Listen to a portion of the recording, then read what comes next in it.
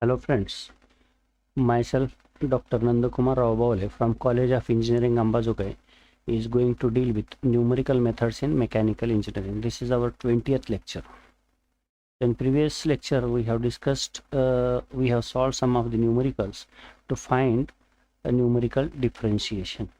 Now today we are going to discuss the introduction about curve fitting and interpolation, then linear regression, and a few numericals on this curve fitting. So now what this curve fitting and interpolation is, first of all we must know this discrete data which is available to us. So for example, many times we used to have this data x and y. X is equal to 1, y is equal to 10, x is equal to 2, y is equal to 15, x is equal to 3, y is equal to 20, and x is equal to 4, y is equal to 25. So this is the data available for every value of x. So where x is independent variable and y is dependent variable. So y is equal to something f of x, where f of x is the function. It may be like this, 2x plus 3x square. So this y is function of x. So x is independent variable and y is dependent variable. So for a particular value of x we have a data y as 10, x is equal to 2, then y is equal to 15, x is equal to 3, then y is equal to 20, and x is equal to 4, y is equal to 25.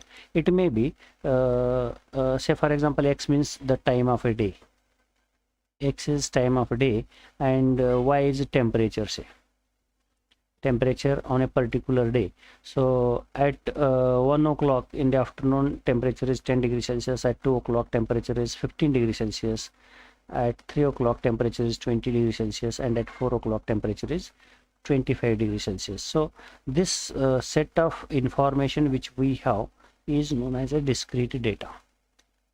So now many times we used to have the question that at 1 o'clock 10 is the temperature and at 2 o'clock 15 is the temperature. So what is the temperature at 1:30 p.m.? So at 1:30 p.m. Anybody can say that the temperature may be 12.5 degrees Celsius.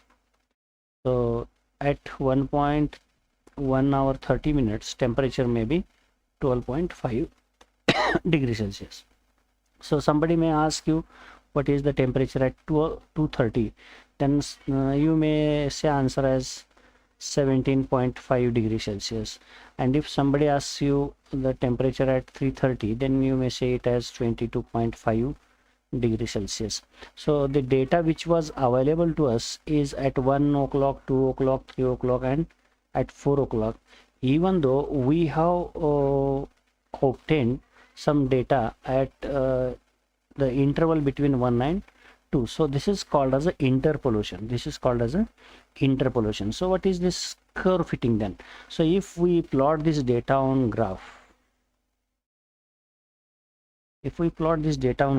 then say for example x is taken on x-axis and y is taken on y-axis. So 1 o'clock, 2 o'clock, 3 o'clock, 4 o'clock. So this is the time 1, 2, 3, 4.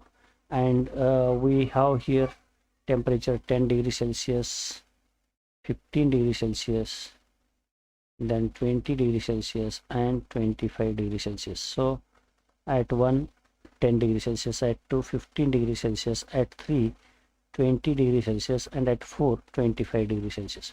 So this data, if we see here and if we draw a line passing through this, and if we write y is equal to mx plus c as the equation of this line, so this line is nothing but a line is passing through various points, 4 points, and we have obtained the equation for line y is equal to mx plus c. So this equation is known as a fitting a curve or a straight line to this set of data points. So this is known as a curve fitting. It may be a straight line or it may be a curve. So for example, data is like this. If we have data and this data is tracing this path, then if we find a curve passing through this, these discrete points. And if we write y is equal to some ax to the power of b, one equation, then we can say that this y is equal to a x to the power of b is the equation for this curve passing through various points. So this is also a curve fitting, so it may be a straight line or it may be a curve passing through discrete set of points, or sometimes it is satisfying all the points, or sometimes it is not satisfying. So if you see here, this curve is passing through 2 points, whereas 2 points are very close to the curve, but this curve is not passing through this point. So here there is a minor error. So this equation y is equal to ax to the power of b gives value of y for every value of x. So for every value of x, whatever is the value of x, if you substitute, it will give some value of y, where a and b are some constants. It may be 4, 5, 6 something. So then we will get here the value of y for every value of x, but there is an error. So this curve is if it is passing through all the points, then there will be 0 error, but if it is passing nearby these points, then there is error likely to happen. So here the true value of this data is something else, and by using this mathematical equation, y is equal to ax to the power of b, or y is equal to 3x b to the power of 5, say. So if we substitute values of x, we get values of y. So for every value of x, we get one value of y. So this value of x, when we substitute y value, we get by using this equation. So this is approximation obtained by curve fitting, but the true value of y is something different, which is not on this curve. So there exists some error. So now data is usually given for discrete values along a continuum. We may require estimate at points between discrete values, that is between 1 and 2. As I told you, discrete value, between discrete value, we may be in need of simplified version of a complicated function. So this is the complicated function, and we need to have a simplified function, or simplified function of complicated version. One way to this is to compute values of function at a number of discrete values. So here another way is we can find out this data for various discrete points. That is nothing but, instead of between 1 and 2, so we may obtain data at 1, 1.1, 1.2, 1.3, 1.4. So if we have the data over the range of discrete points divided into number of small intervals, then we need not to go for curve fitting, but always it is not possible. So data is taken by someone else on some of the day, and it is not possible for us to repeat that analysis, or to find that data for a particular day. So somebody has recorded at 1 o'clock and 2 o'clock, and the time interval between 1 and 2, we may not have any data. So that may be possible, or sometimes it may not be possible.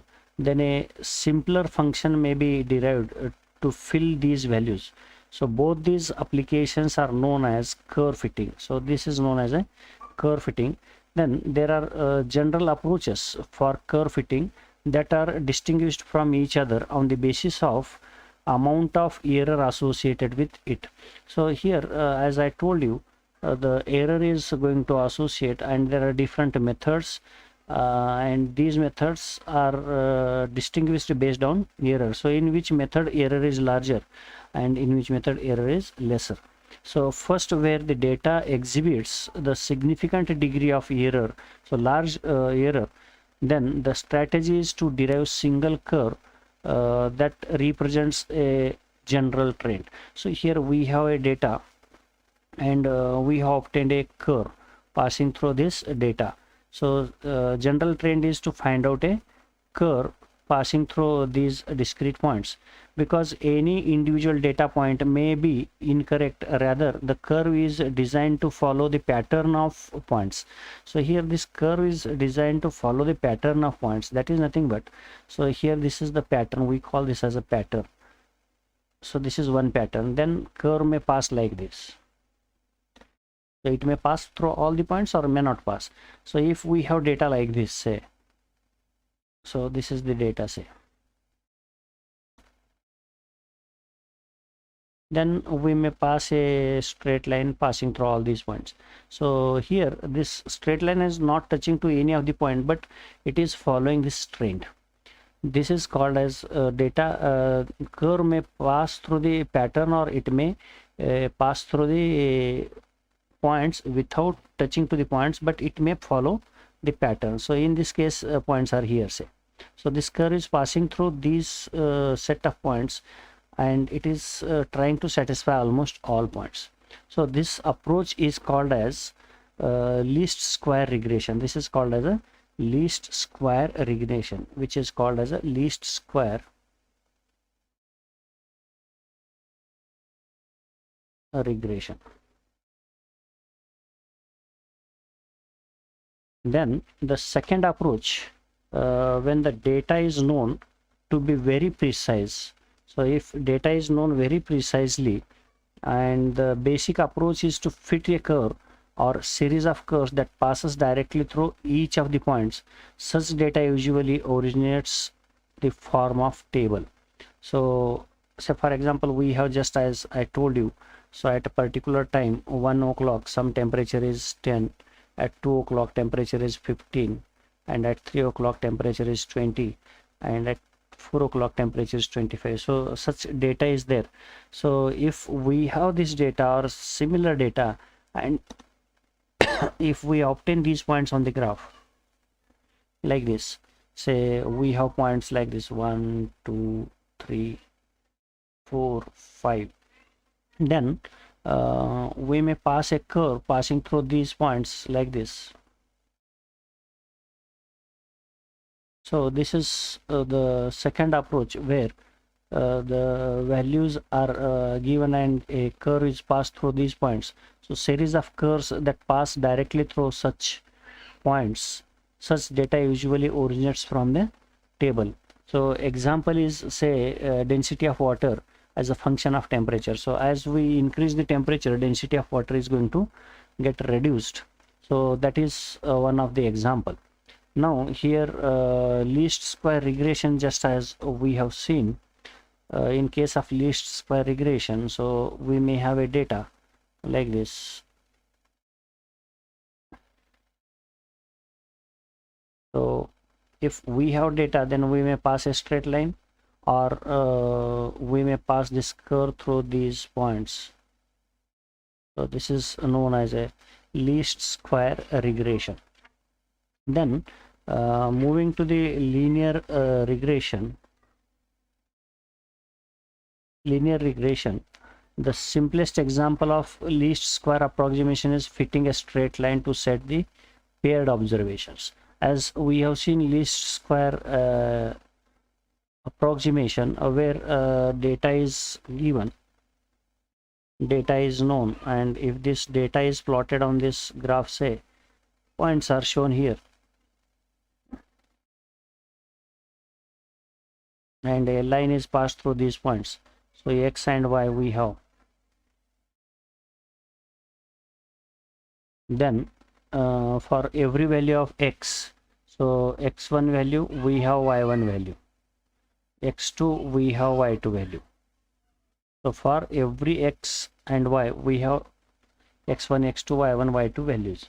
Then mathematical expression for straight line is given usually as y is equal to a naught plus of a1 x. So this is the general equation for a straight line in case of a linear regression. Then if we see here, a1 is the slope and a naught is a y-intercept. But here what we have seen is this straight line is not passing through all the points. So there is an error. So this error is compensated by adding error e on this right hand side.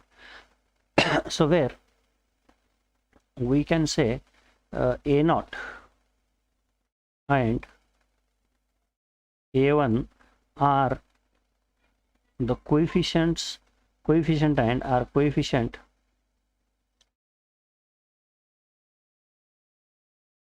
representing the intercept, coefficient and intercept. or y-intercept we can say, as well as slope and slope of the line.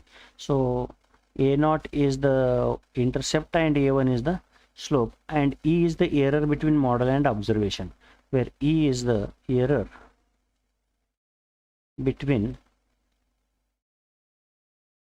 model and observations. What is the model? Model is nothing but, say we have equation y is equal to 5 plus 3x.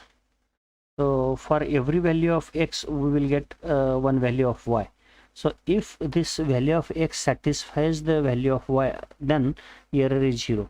But if this value of x is not satisfying the value of y, so which is given in the table, say for example for x value 1, y value is 10, for x y value is 15, for x3 y value is 20. So for every value of x there is one value of y. So for example in this data we are going to have for 2 is equal to 16, and by using this equation, if we are going to get, if we substitute 2 in this equation, then the value of y we are going to get as 5 plus 3 into 2, that is 6 plus 5, 11. So here this is say 15, and by using this model we are getting y is equal to 11. So there is a difference by this data, which is original data available for x is equal to 2, y value is 15, but this model, mathematical model which we have obtained by linear regression, is giving answer as 11. There is difference. 11 minus 15 minus 11 is 4 is the error. So now this error e can be written as e is equal to y minus a0 minus a1 x. So thus the error is a discrepancy between true value of y and approximate value of y, that is predicted by linear equation, as I told you. So this 11 is predicted value, and 15 is the actual value or true value. So this difference between these two is the error. So least square curve fitting, in case of least square curve fitting, we can say this as least square curve fitting.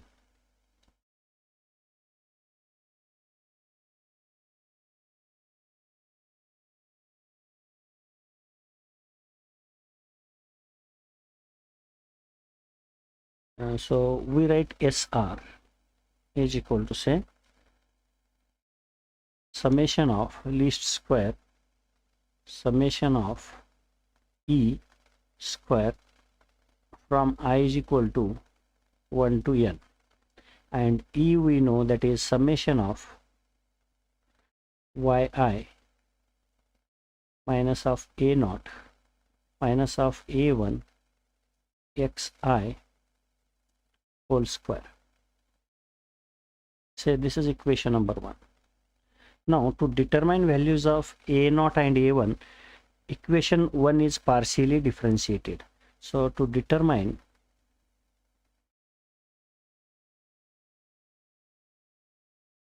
the values of a0 and a1, equation 1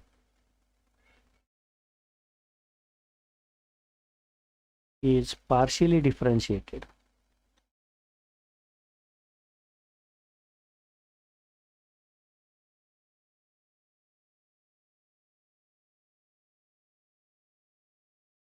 With respect to a0 and a1. So when if we differentiate above equation 1 with a0, then dou SR divided by dou of a0, which is equal to, if we differentiate this term, so x to the power of 2, x square, differentiation of x square is 2x, so 2 and then summation of yi minus of a0 minus of a1 xi is going to remain as it is. So differentiation of y0 with respect to a0 is 0. Differentiation of a0 with respect to a0 is minus 1, minus a0. So therefore here we write minus. And differentiation of a1 xi with respect to a0, it is partial differentiation.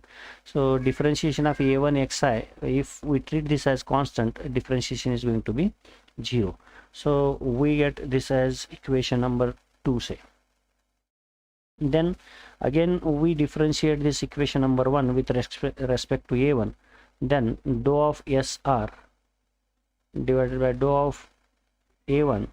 So summation, again if we differentiate x square, differentiation is 2x. So if we consider this complete bracket as x, then summation of yi minus of a0 minus of a1 xi, and then if we differentiate this yi with respect to a1, so yi is treated as constant, differentiation is 0. a0 is treated as constant, again differentiation with respect to a1 is 0. But if we differentiate this a1 xi, then differentiation of a1 xi with respect to a1 is going to be only minus of xi, minus of xi. So this can be written as minus 2 summation of this xi will bring inside, and this minus is brought here, so 2 is written as minus. So summation of yi xi yi minus of a0 xi minus of a1 xi square. So we write this as equation number 3. So from this, setting these derivatives to 0, so equating a derivative to 0, we get here dou of sr divided by dou of a1. So this left hand side is equated to 0, this term constant is cancelled, therefore so this we can write as, so this equation yields, or setting these derivatives to 0, setting derivatives to 0,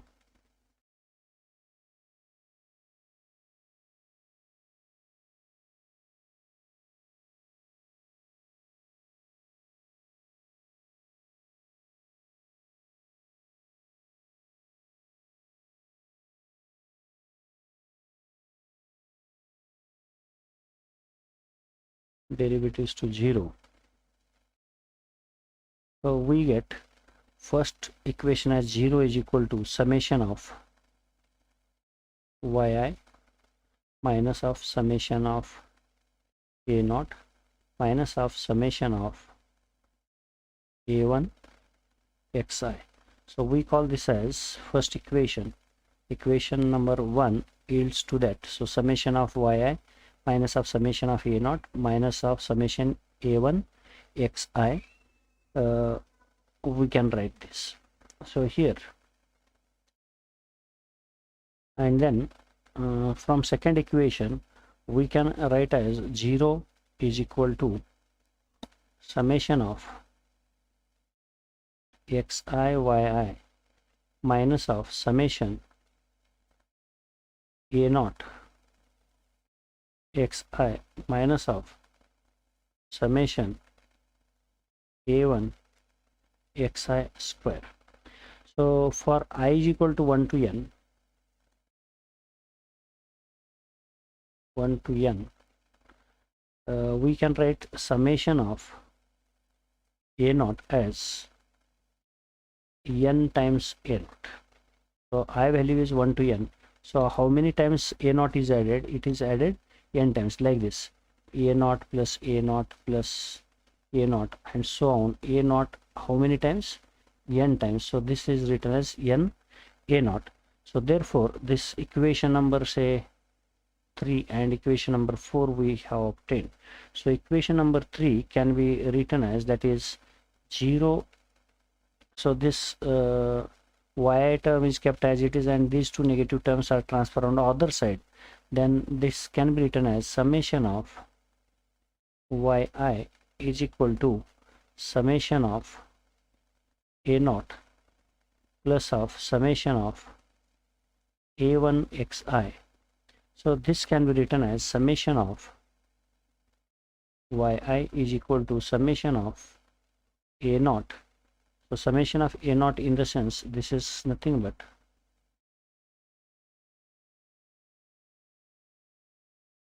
this is n times a naught. From this we can write this as summation of a naught is n times a naught plus of summation of a1 xi.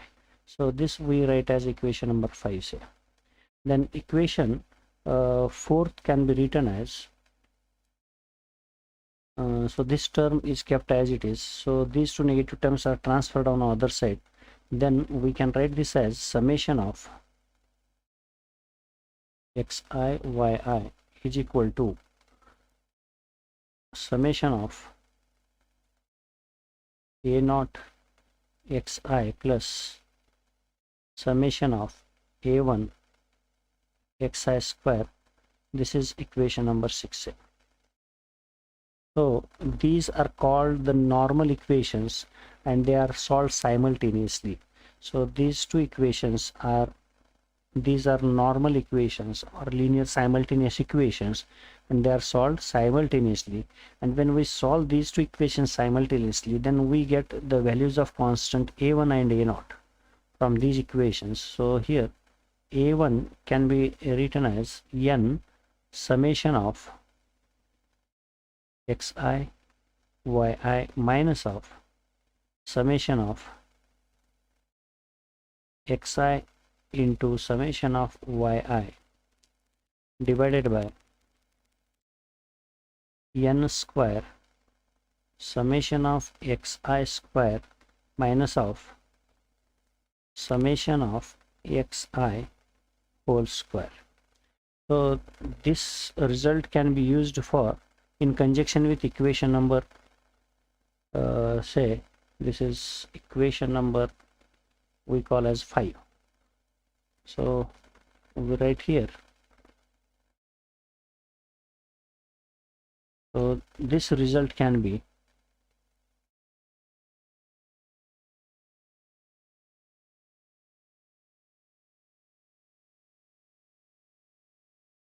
used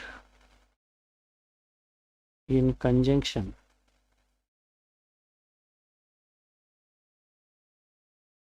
with equation 5,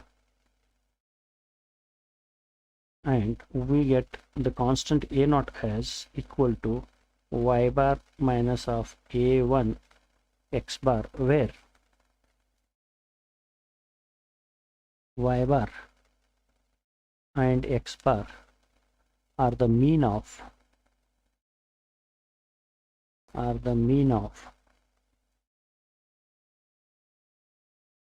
x and y respectively.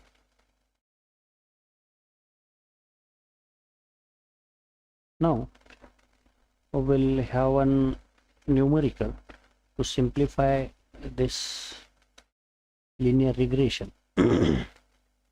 So we will discuss a numerical. So the table given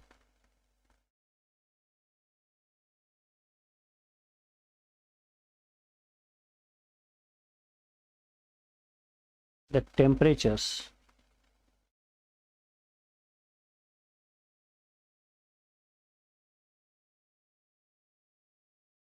T in degree Celsius and lengths L in mm of heated rod.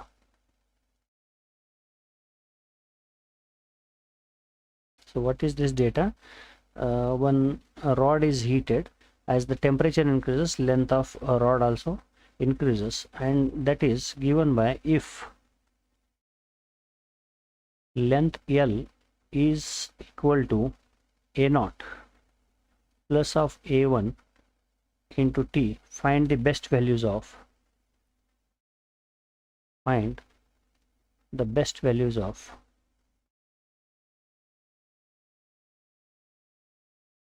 a naught and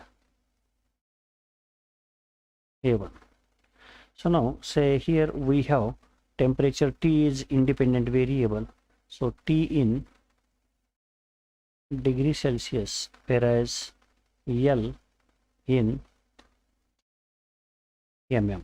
Say temperature is 20 degrees Celsius. For 20 degrees Celsius length is 800.3, and for 30 degrees Celsius temperature length is 800.4, whereas for 40 degrees Celsius temperature length is 800.6, and for 50 degrees Celsius when temperature reaches to 50, the length is 800.7 mm. For 60 degrees Celsius the length is 800.9, and for 70 degrees Celsius length is 801.0 mm. So now to simplify this, as per the linear regression, if we have the equations, so we have obtained two equations just now. So equations are here, so equation number 5 and 6. So equation number 5 and 6 help us to find out the linear regression.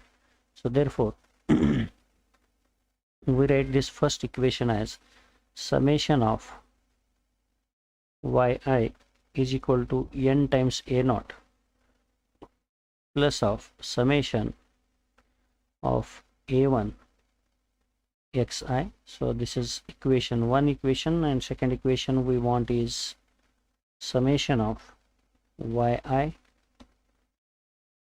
xi, which is equal to summation of a naught xi plus of summation of a1 xi square. So this is second equation. So now what we want here is we want summation of yi, we want summation of yi xi, then we want summation of xi, then summation of xi square, summation of xi we want. So therefore we can have this table, and from this table we say this as xi, which is independent variable, and this we call as a yi independent variable.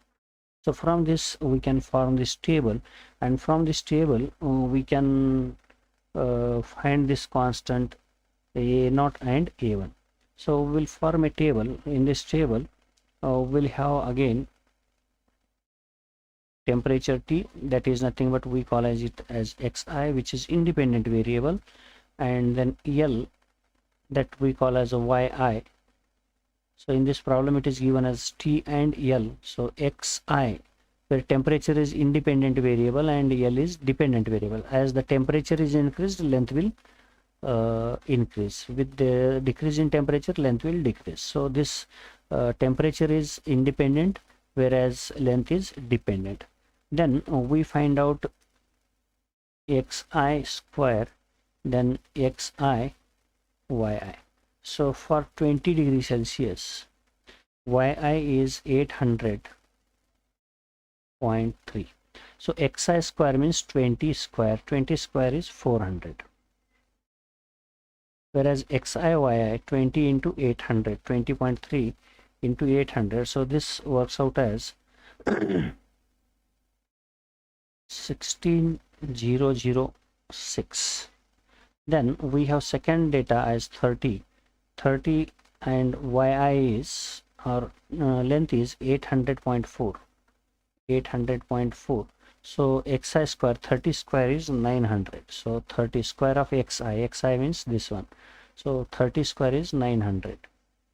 Then xi yi, so this multiplication of 30 into 800.4, so this is 24012.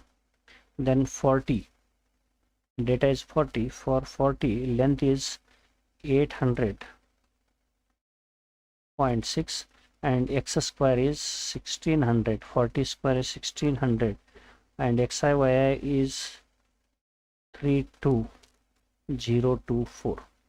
Then for 50, we get this as 800.7 and this is square of 50 is 2500 and which is equal to 435, that is 40,035. Then for 60, this is 800.9 and this is 3600 square and we get this as 48,054. And for 70, 801.0, 4900. Then we get this as 56,070. Then we can find summation of xi, which is equal to 270. So if we add this all, so we get this as 270. Then summation of yi is equal to, we get this as 4803.9. so this is nothing but summation of the xi square and this is 13,900 and this is summation of xi yi and which is equal to 216201.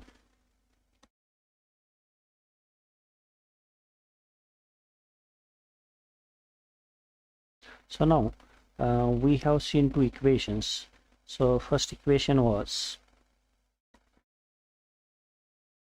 summation of yi plus is equal to, that is n into a naught plus of a1 xi. So in this equation, if we substitute this yi, summation of yi is 4,803.9, which is equal to n value is how many set of data, that is 1 2 3 4 5 6. So n is equal to 6 a naught plus of summation of a1 xi. a1 is constant, a1 into summation of xi. Summation of xi is 270. So here into 270. So this can be written as 4803.9 is equal to 6 a naught plus of 270 a1. So we call this as equation number 1. Say. Then second equation was summation of xi yi, which is equal to summation of a naught xi plus of summation of a1 xi square.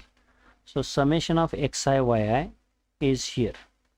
So 216201, which is equal to a naught is taken common, as a constant. Summation of xi is 270 into 270. Then plus of a1 is constant.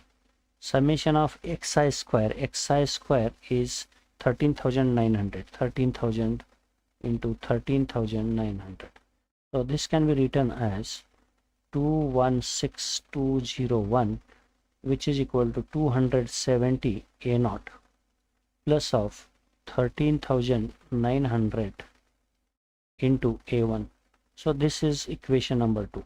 So now simplifying equation number 1 and equation number 2, for a naught and a1. So you know how to simplify two simultaneous equations, and then we find the value of a naught as 800 and A1 as 0.0146. So then this equation, which is given as L is equal to A naught plus of A1 into T, becomes A naught value is 800 plus of 0.0146 into T. So this is the equation. L is equal to 800 plus of 0.0146 T. So for any value of T, we get value of L. So it may satisfy this set of data, or it may have certain errors. So this is approximate. This gives us approximated value of L for every value of T, whereas the true value of L is given here. So we know true value of L at 20. We don't know it at 25 degrees Celsius. So if we want to find out at 25 degrees Celsius, then directly if we substitute T is equal to 25, then L value we get. Say for example, we want to find out at 25. So 800 plus of 0.0146 into T is 25. So then we get some value of L, that is 25 into 0.0146 plus of 800. Then we get this as L is equal to 800.365. So this will be at 25, this will be 800.365. it is between 3 and 4.3 and 4. So this value we can obtain by using this equation. So this is nothing but an example of curve fitting. So tomorrow we will be looking at some other concepts of curve fitting, and there we will be discussing about non-linear curve fitting. So this was about linear curve fitting. Linear curve fitting means, so whatever is the data, so data points, whatever are the data points, say these are the data points, and we are passing a straight line through these data points. So then this is called as a linear curve fitting. But if this data is scattered in different ways, say like this, then the curve has to be passed through this set of data points. Then we have to find out the non-linear curve fitting. So for this non-linear curve fitting, what to do and how to obtain non-linear curve fitting. So this curve fitting, just which we have seen, is linear curve fitting or regression. We call this as a regression. So tomorrow we will be discussing about non-linear curve fitting. So this is our 5th unit.